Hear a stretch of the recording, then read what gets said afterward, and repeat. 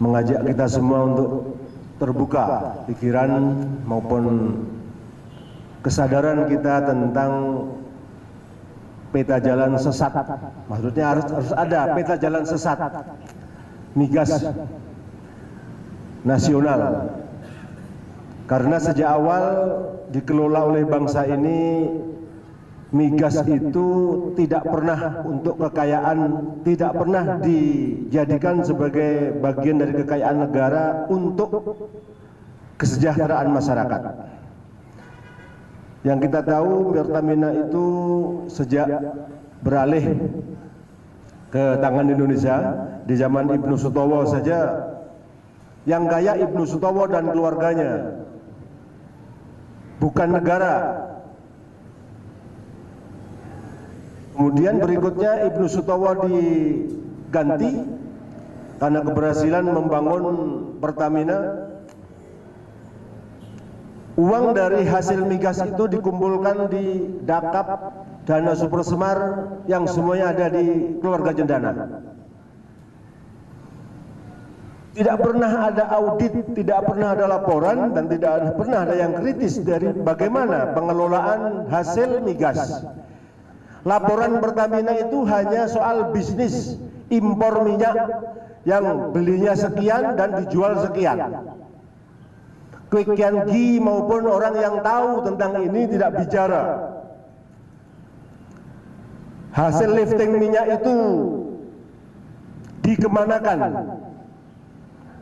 Pernah ada atau semisal Bung Qurtubi mengatakan sebenarnya tidak perlu ada pencabutan subsidi dan lain sebagainya, karena minyak Indonesia kalau dikelola dengan benar berdasarkan apa yang dihasilkan maupun hasil bisnis dipadukan, maka harga tetap di bawah sebelum dikatakan subsidi tersebut. Yang belum pernah dibongkar itu adalah hasil minyak, hasil migas yang dikelola oleh Pertamina. Kemana itu duit?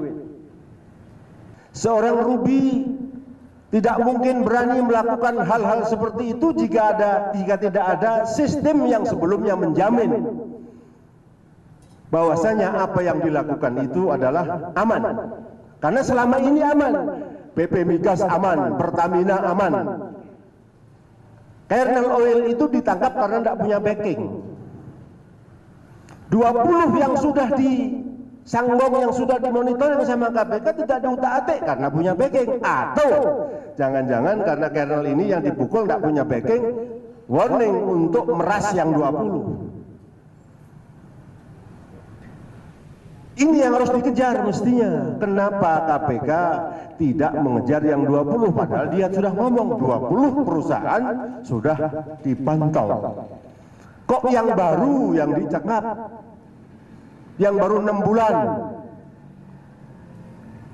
tangkapannya kecil pula, nggak ada $1 juta. Padahal bisnis yang seperti ini triliunan, nggak mungkin bagiannya cuma ratusan ribu dolar, jutaan dolar itu pasti.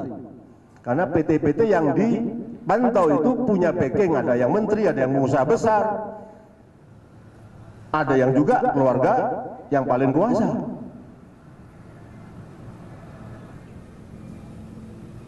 Kalau Rudi sudah dipantau, harusnya seluruhnya terpantau sampai kepada Karen, sampai kepada suaminya, sampai kepada Reza, sampai kepada Jero Wace,